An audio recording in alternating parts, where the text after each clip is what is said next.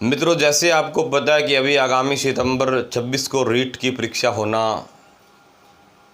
निश्चित हुआ है, तो उसी परीक्षा के मद्देनज़र हम आज से प्रतिदिन रीट का संपूर्ण पाठ्यक्रम दोहराव के रूप में जल्दी करेंगे। इसलिए वीडियो को अंत तक जरूर देखिए। पूरा रीट संस्कृत का पाठ्यक्रम यहाँ आपको करवाया जाएगा। रीट में जो जो टॉपिक लगे हैं, चाहे संज्ञा, संधि, समास, कारक, तद्धित, कृदंत, स्त्री प्रत्यय, सूक्तियाँ, मुहावरे, विभिन्न कवियों का परिचय, महाकाव्यों का परिचय, शिक्षण विधियाँ, इन सारी बातों का विस्तृत विवेचन प्रतिदिन इस क्लास में हम करने का प्रयास करेंगे। इसलिए प्रतिदिन जरूर जुड़ें और इस अद्भुत अद्वितीय टॉपिक का लाभ उठाएं। तो सबसे पहले हम आज शुरुआत करते हैं सबसे पहले वर्ण विचार से। संस्कृत में वर्ण विचार यानी वर्णों की संख्या कितनी है, यहाँ हम करेंगे संस्कृत व्याकरण यानी लघु सिद्धांत या सिद्धांत कौमुदी के अनुसार या अष्टाध्यायी के अनुसार पाणिनीय परंपरा के आधार पर हम वर्ण के विचारों का ज्ञान करेंगे। तो वर्ण विचार शुरू करने से पहले अपने को 14 सूत्रों का ज्ञान होना अनिवार्य है। ये 14 सूत्र हैं। पहला सूत्र है ए ई उण, दूसरा सूत्र है री लिरिक, तीसरा सूत्र है ए ओंग,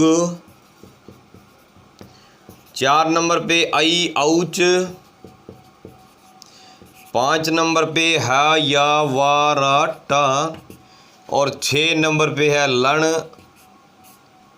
7 नंबर पे है दोस्तों या म गा ना नम, 8 नंबर पे झा भा या, 9 नंबर पे घा ढा धा श और 10 नंबर पे ज ब ग ड द श, 11 नंबर पे ख फ छ ठ थ च ट तौ और 12 नंबर पे है क प य, 13 नंबर पे है स स र और 14 नंबर पे हल। इन्हीं 14 सूत्रों पे पूरी संस्कृत व्याकरण टिकी है। तो सबसे पहले अपने इन 14 सूत्रों का ज्ञान होना चाहिए। इन्हीं सूत्रों के आधार पर वर्णों की व्यवस्था इसी संस्कृत व्याकरण में हमारे ऋषि मुनियों विशेषकर पाणिनि मुनि के द्वारा बनाई गई है। अब वर्णों का विचार करते समय इन 14 सूत्रों की क्या उपयोगिता है ये हम जानेंगे।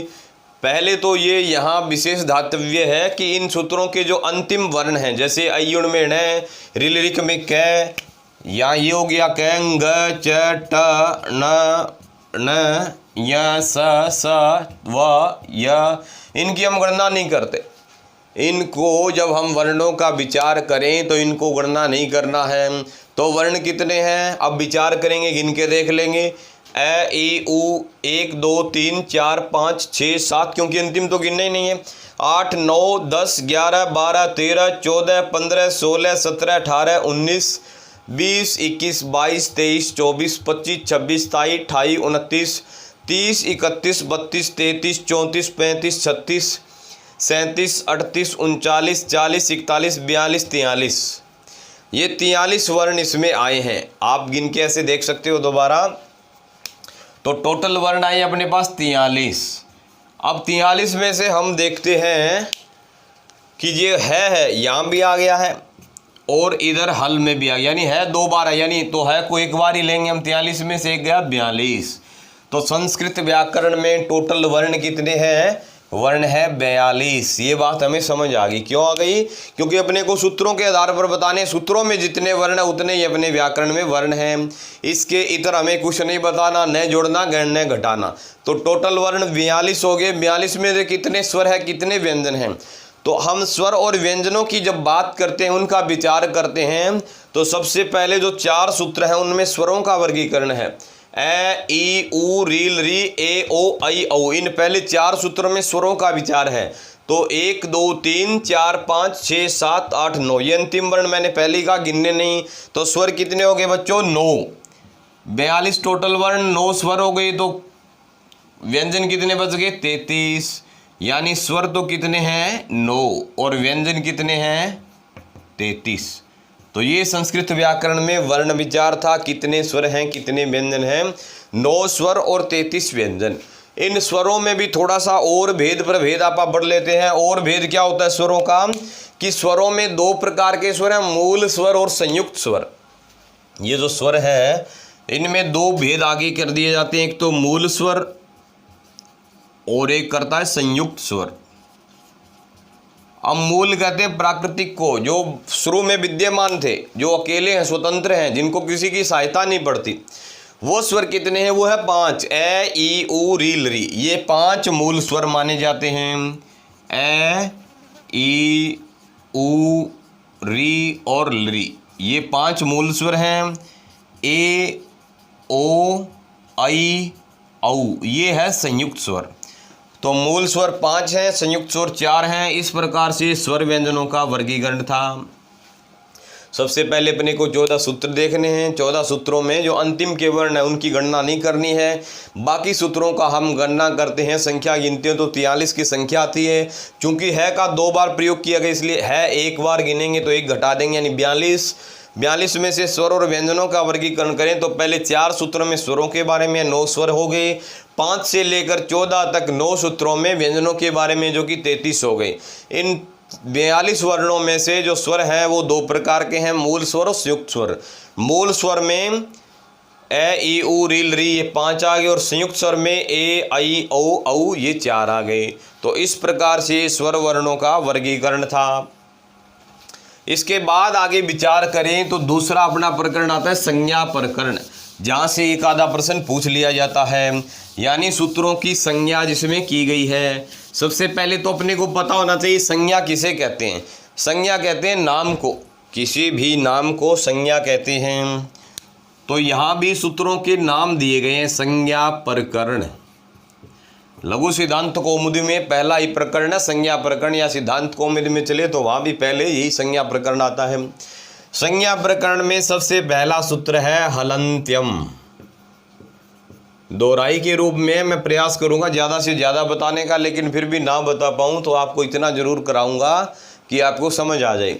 हलंत्यम इसे कहते हैं इत संज्ञा सूत्र, इसको कहते हैं इत संज्ञा सूत्र, यानी ये सूत्र करता है इत संज्ञा। इसका अर्थ क्या है कि उपदेश अवस्था में हलों अंतिम हल की इत संज्ञा होती है। उपदेश अवस्था में अंतिम हल की इत संज्ञा होती है। ये सूत्र करता है इत संज्ञा। अब उपदेश क्या होता है? उपदेश कह दिया पाणिनि के द्वारा सबसे पहले कही गई बात या सबसे पहले प्रयोग किए गए उपदेश। क्या किया था पाणिनि ने? सबसे पहले 14 सूत्र बनाए थे। तो यहाँ उपदेश का मतलब 14 सूत्र। 14 सूत्रों में अंतिम हल वर्ण की इत संज्ञा होती है। जैसे अभी हमने 14 सूत्र लिखे थे, जैसे ये था ए ई उण, और दूसरा था रील रिक, तीसरा था ए ओंग। तो ये सूत्र क्या कहता है? उपदेश में यानी इन 14 सूत्रों में अंतिम हल वर्ण की, हल कहते हैं व्यंजन को, तो अंत में जो व्यंजन है ए युण में न हो गया, रील रिक में कै हो गया, ए ओंग में ग हो गया, क्या होता है? इत संज्ञ को होता है। अब आपसे पूछ ले इत संज्ञ क्या होता है तो आप झट से बता सकते हो कि 14 सूत्रों में जो अंतिम वर्ण है उसे इत संज्ञक मानते हैं, और उसका नाम रखने वाला, इत संज्ञा करने वाला सूत्र कौन सा है? हलंत्यम। हलंत्यम क्या कहता है कि वर्णों के अंतिम वर्ण की इत संज्ञा हो। किनके? 14 सूत्रों के। तो 14 सूत्रों में जो जो अंतिम वर्ण उनकी इत संज्ञा करेंगे। उसके बाद दूसरा सूत्र आता है लोप संज्ञा करने वाला। ए दर्शनम लोप है, 2 नंबर सूत्र है ए दर्शनम लोप है। ये करता है लोप संज्ञा। लोप कहते हैं गायब होने को, चले जाने को। वो संज्ञा कौन करता है? अदर्शनम लोप है। ये क्या कहता है? विद्यमान का। इसका अर्थ है विद्यमान का दिखाई न देना लोप कहलाता है। अब किसे कहते हैं लोप? की कोई चीज है लेकिन दिखाई नहीं दे रही, गायब हो रही है, अदृश्य। इसने इस बात को और खोल दिया कि लोप क्या होता है, इत संज्ञा क्या होती है, कि इत संज्ञा का मतलब लोप। किसका लोप? अंतिम वर्ण का लोप।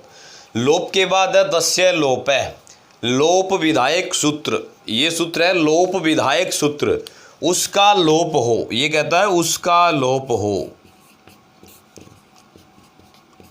अब किसका लोप हो? जिसकी हमने इत संज्ञा कर दी है, जिसकी हमने लोप संज्ञा कर दी है, उसका लोप हो। हमने इत संज्ञा करी है इसकी लोप संज्ञा की है, तो इनका कर देगा लोप। कौन सा सूत्र? तस्य लोप है। तो ये तो करता है लोप विधायक, और ये लोप संज्ञा दोनों भिन्न भिन्न है। याद रखना, परीक्षा में से पूछा जाएगा लोप विधायक सूत्र बताओ, तीनों ऑप्शन दे दिए जाएंगे, तब अपने को तस्य लोप पे निशान लगाना है, न कि लोत्रय दर्शनम लोप पे, क्योंकि ये संज्ञा करता है, ये नियम बनाता है, ये लागू करता है। के बाद आगे सूत्र है आदिरंतेन सहिता, यानी प्रत्याहार विधायक सूत्र। प्रत्याहार कहते हैं सूत्रों के संक्षेप करने को। जैसे ये 14 सूत्र है, मैंने अक लिख दिया, अक में ए यहाँ से ले लिया और कै यहाँ से ले लिया, तो ये अक भी इन दोनों सूत्रों का बोधक है, इसलिए अक कहूँगा तो संक्षेप हो गया, और इसको विस्तृत कहूँगा। ये संक्षेप ही क्या कहलाता है? प्रत्याहार। ये सूत्र हमें प्रत्याहार बनाने का नियम बताता है। क्या कहता है ये? कि अंतिम इत संज्ञक युक्त वर्ण आदि वर्ण अपना तथा अपने बीच में आने वाले सभी वर्णों का बोधक होता है। जैसे हमने लिख दिया अक, अब ये अक क्या कह दिया? अंतिम इत संज्ञक वर्ण से युक्त, यानी ये ए इस इत संज्ञक वर्ण से युक्त है, क्योंकि क्या की इत संज्ञा होती है। आदि वर्ण ये शुरुआत वाला वर्ण, अपना तो बोध करा ही कराएगा, अपने बीच में ई उ रिल री इनका भी बोध कराता है। तो इस प्रकार से ये प्रत्याहार बनाने के हमें तरीके बताता है कि पहले तो इनमें से कोई वर्ण ले लेंगे, अंत में इत संज्ञक वर्ण ले लेंगे, उनको लिख देंगे, ये कहलाता है प्रत्याहार। अब प्रत्याहार कितने हैं? संस्कृत में 43 या 44 प्रत्याहार माने जाते हैं। पाणिनि जी ने अपने ग्रंथ में 41 प्रत्याहारों का प्रयोग किया था। दो उसके बाद एक तो यम प्रत्याहार और एक चय प्रत्याहार, दो जोड़ दिए, तो 43 प्रत्याहार सर्वसम्मति से सभी विद्वान मानते हैं। 44वां जो प्रत्याहार है रे प्रत्याहार, इसको कई मानते हैं कई नहीं मानते। तो रे प्रत्याहार से युक्त होने पे 44 और अन्यथा 43 प्रत्याहार हैं। तो ये सूत्र बनाता है प्रत्याहार, ये भी बड़ा महत्वपूर्ण सूत्र है। प्रत्याहार के बाद आगे अपना विवरण है। आगे जो सूत्र आएगा वो है स्वर का ज्ञान कराने वाला, स्वरों के भेद बताने वाला सूत्र है उकालो झरस्व दीर्घ प्लुतः। सूत्र क्या है? उकालो झरस्व दीर्घ प्लुतः। ये करता है हर्स्व दीर्घ प्लुत संज्ञा विधायक सूत्र। हर्स्व दीर्घ प्लुत संज्ञा विधायक, यानी किस स्वर को हम हर्स्व माने, किसको दीर्घ माने, किसको प्लुत माने। तो ये क्या कहता है कि ऊ और ऊ इनकी क्रम से हर्स्व दीर्घ प्लुत संज्ञा हो। इसने क्या कह दिया कि ऊ का मतलब एक मात्रा वाला, ऊ का मतलब दो मात्रा वाला, और ऊ का मतलब दो से ज़्यादा मात्रा वाला। जिसमें 1 सेकंड का समय लगे वो तो हर्स्व, जिसमें 2 सेकंड का समय लगे वो दीर्घ, और जिसमें इससे भी ज़्यादा समय लगे वो प्लुत।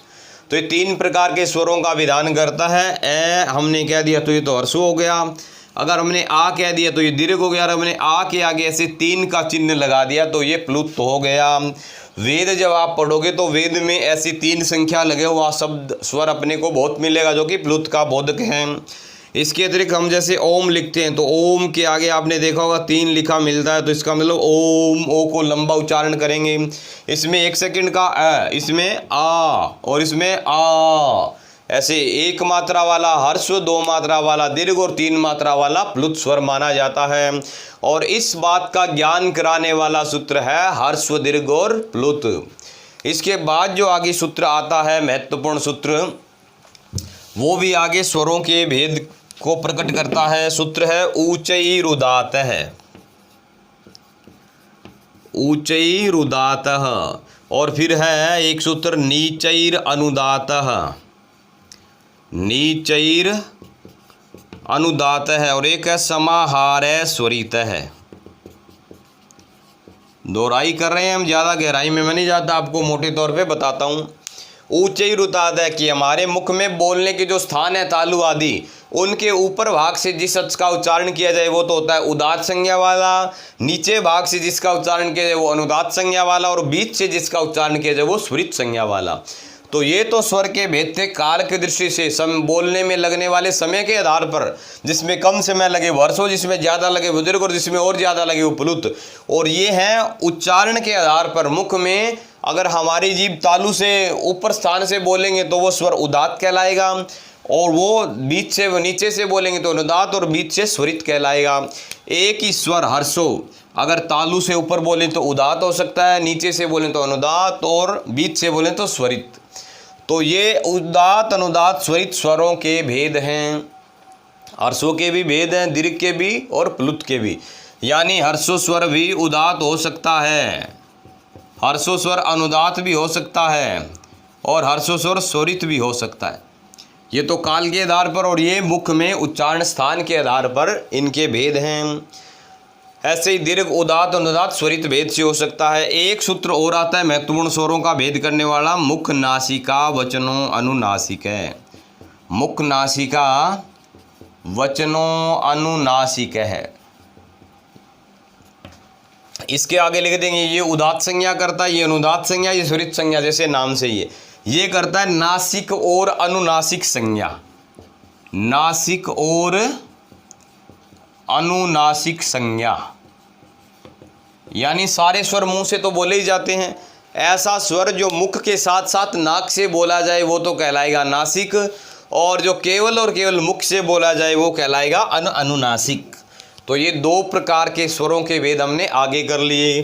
तो यहाँ मोटा मोटा स्वरों के भेद का विवेचन कर लेते हैं। स्वरों के कितने भेद हो गए? सबसे पहले हमने 3 भेद किए थे, कौन कौन से? ह्रस्व, दूसरे नंबर पे हमने किया दीर्घ, और तीसरे नंबर पे किया प्लुत। ये ह्रस्व स्वर है, ये 3 प्रकार का हमने किया, उदात्त, दूसरा अनुदात्त, और तीसरा स्वरित। ये उदात्त स्वर है, फिर इसके हमने 2 भेद किए, नाक से बोलेंगे तो नासिक, और नाक से न बोलेंगे तो अनुनासिक। ऐसे ही अनुदात्त के 2 भेद, नासिक और अनुनासिक।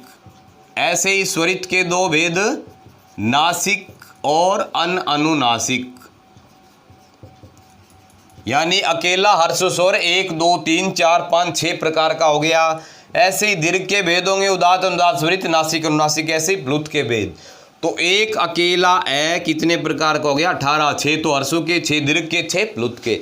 ऐसे ही सारे स्वरों के भेद कर लेंगे हम। यानी ए ई उ री, ये तो है सारे कितने प्रकार के, क्योंकि यह हर्षो भी होता है, दीर्घ भी होता है, प्लुत भी होता है, 18 प्रकार के।